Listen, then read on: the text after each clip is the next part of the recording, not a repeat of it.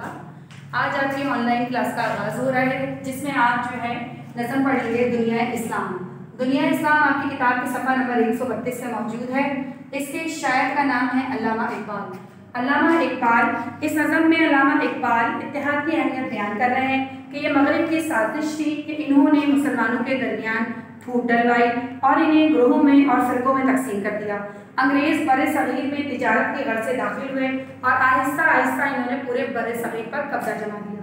इनकी ज़ाहिरी शान व शौकत को देखते हुए मुसलमानों की आंखें चुंधिया गई थी, यानी कि उनकी जो ज़ाहिरी शान व शौकत थी, उनके रहन सहन का तरीका था, उसको देख के मुसलमान जो थे वो सवाल पजीर होना शुरू हो गए थे और आहिस्ता आहिस्ता अपनी सल्तनतें, अपनी जायदादें, सबसे वो जो है सवाल पजीर होना शुरू हो गए थे और वो अपने इस्लाफ के कारनामों की जो है कामयाबियाँ और जद्दोजहद सब भूल गए थे। माजी में इस्लाफ के मुत्तहिद थे, इसलिए इनकी दुनिया पर हुकूमत थी। आज मुसलमान ग्रोहों और तफरकों में बट गए हैं, इसलिए इनका मकसद बदल गया है।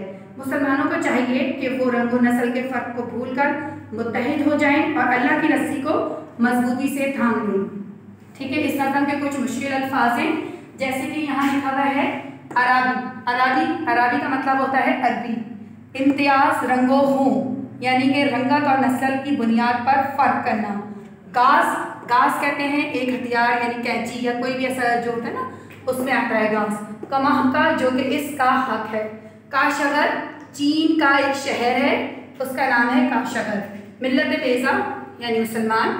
नील मिस्र का एक दरिया है जिसका नाम है दरियाई नील। इसी के अंदर बहुत सारे ऐसे अशार होंगे, अशार की मैं आपको तशरीह भेजूँगी। अभी जो आपको होमवर्क जाएगा वो आपका होगा सफ़ा नंबर 201 पर अल्फाज लाइने, तारुफ़ शहर और मरकज़ी ख़याल, जो कि आपको टाइटल पेज बनाने के बाद अपनी कॉपी में कंटिन्यू करना होगा, ये काम करना होगा। ठीक है, थैंक यू।